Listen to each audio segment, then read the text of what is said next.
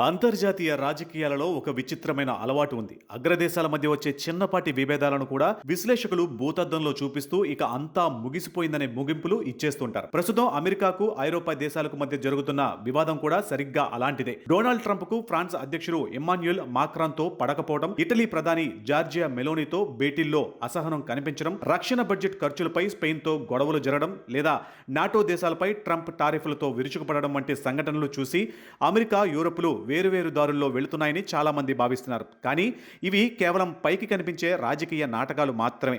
నాయకులు మారవచ్చు, ఎన్నికల మూడును బట్టి వారి మాటల తీరు మారవచ్చు, కానీ దశాబ్దాలుగా నిర్మితమైన భౌగోళిక రాజకీయ బంధాలు అంత సులువుగా కూలిపోవు.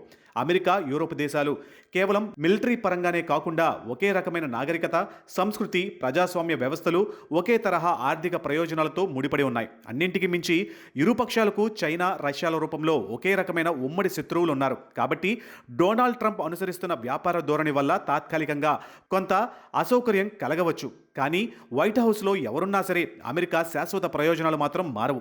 గతంలో వియత్నాం యుద్ధం, ఇరాక్ సంక్షోభం, బ్రెగ్జిట్ వంటి ఎన్నో క్లిష్ట సమయాలను తట్టుకుని నిలబడిన అట్లాంటిక్ కూటమి ట్రంప్ సృష్టిస్తున్న ఈ తాత్కాలిక తుఫానును కూడా తట్టుకుని నిలబడుతుందనేదే నికార్సైన నిజం.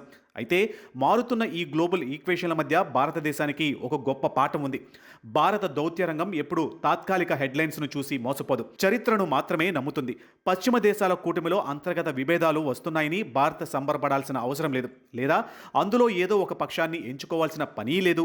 భారత్ ఒకవైపు అమెరికాతో భాగస్వామ్యాన్ని మరింత బలోపేతం చేసుకుంటూనే మరోవైపు యూరోపియన్ యూనియన్లోని కీలక దేశాలైన ఫ్రాన్స్, బ్రిటన్, జర్మనీ, ఇటలీలతో తన ద్వైపాక్షిక సంబంధాలను మరింత విస్తరించుకోవాలి. ఎందుకంటే ఈ దేశాల మధ్య వచ్చే విభేదాలు కేవలం వ్యూహాత్మకమైనవి మాత్రమే కానీ అస్తిత్వానికి సంబంధించినవి కావు. వారు చివరికి ఒకే గ్లోబల్ ఈకోసిస్టమ్ను చెందిన వారని భారత్ మరవకూడదు. అదే సమయంలో భారతదేశం తన వ్యూహాత్మక ఎంపికలను మరింత వైవిధ్యభరితంగా మార్చుకోవాలి. రష్యాతో భారత్కు ఉన్న సుదీర్ఘకాల బంధం మన రక్షణ రంగానికి, స్వయం ప్రతిపత్తికి ఒక బలమైన స్తంభం లాంటిది. దానిని కాపాడుకుంటూనే ప్రస్తుతం ప్రపంచ రాజకీయాల కేంద్ర బిందువుగా మారుతున్న ఇండో పసిఫిక్ రీజియన్పై భారత్ మరింత పట్టు సాధించాలి.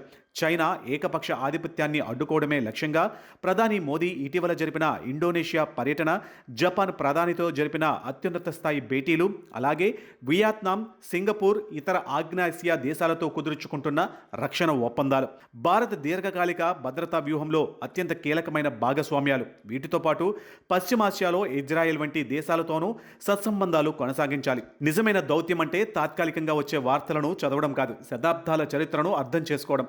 ప్రస్తుతానికి పశ్చిమ దేశాల మధ్య మాటల యుద్ధం నడుస్తున్నప్పటికీ అంతిమంగా వారి ప్రయోజనాలే వారిని ఏకం చేస్తాయి. ఈ క్రమంలో భారత్ ఎవరికీ లొంగకుండా తన జాతీయ ప్రయోజనాలే పరమావధిగా Russia, Eurasia, Indo Pacific, Gulf దేశాల రూపంలో బహుళ ప్రభావ కేంద్రాలను సృష్టించుకోవడమే అసలైన వ్యూహాత్మక స్వయం ప్రతిపత్తి. నేటి హెడ్లైన్స్ ఈ రోజుతో ముగిసిపోతాయి, కానీ రేపటి ప్రపంచ పవర్ ఆర్కిటెక్చర్ మాత్రం బలంగా నిర్మితమవుతుంది. ఆ పటిష్టమైన పునాదులపైనే భారత విదేశాంగ విధానం నడవబోతుందని రక్షణ రంగ నిపుణులు విశ్లేషిస్తున్నారు.